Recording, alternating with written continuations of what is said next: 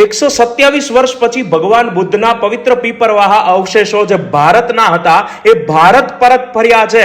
તો કઈ રીતે ભારત જે છે એ આ હોંગકોંગમાં આ પવિત્ર અવશેષોની હરાજી થવાની હતી, ત્યાંથી એ હરાજી બંધ કરાવીને આ પવિત્ર અવશેષો ભારત પરત લાવ્યું છે, એ વાત આપણે જાણીએ. તો સૌથી પહેલા તો આ અવશેષો છે એ ઉત્તર પ્રદેશના પીપરવાહામાં ભગવાન બુદ્ધના રાખ, એમના હાડકાના ટુકડાઓ અને એની સાથે લગભગ 1800 આવા હીરા જડિત રત્નો, કિંમતી પથ્થરો અને હીરા જવેરાત આવેલા હતા, જે 1898માં ખોદકામ દરમિયાન મળી આવેલા હતા.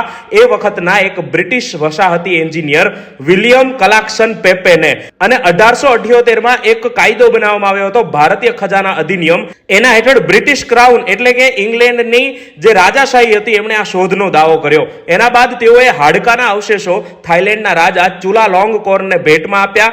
મોટા ભાગના રત્નો આશરે લગભગ 80% કલકત્તાના ભારતીય સંગ્રહાલયમાં મોકલવામાં આવ્યા. અને જેણે ખોદકામ કર્યું હતું એ એન્જિનિયર પેપેને 20% ભાગ એટલે કે 5મો ભાગ રાખવાની મંજૂરી આપવામાં આવી. એમાંથી પેપેના પરિવારે કેટલાક રત્નો શ્રીલંકાના વિદ્વાન સાધુ પ્રિન્સ પ્રિઝાંગ અને શ્રી સુભૂતિને દાનમાં આપ્યા હતા, જ્યાંથી અમુક રત્નો 2012માં થાઈલેન્ડના રતનવન મઠમાં ગયા હતા. અને મે 2025માં હોંગકોંગમાં આ પેપેનો પરિવાર આ રત્નોની હરાજી કરવાનો હતો, જે અમેરિકાની સોથેબી કંપની કરાવવાની હતી. પણ ભારત સરકારને જેવી ખબર પડી કે આ હરાજીમાં ભગવાન બુદ્ધ સાથે જોડાયેલા પવિત્ર અવશેષો પણ છે, તો તેઓએ આ હરાજી ઉપર રોક લગાવી. અને આ જે કિંમતી રત્નો છે, આ અવશેષો છે, એ ભારતીય સંસ્કૃતિ માટે અમૂલ્ય અને સાંસ્કૃતિક મહત્વના ગણાવ્યા અને આપણા બૌદ્ધ ધર્મ માટે પણ ઊંડા જોડાણ સાથે દર્શાવ્યા. અને હવે 127 વર્ષ બાદ તે ભારત પરત ફર્યા છે, જે તમામ ભારતવાસીઓ માટે ગર્વની વાત છે.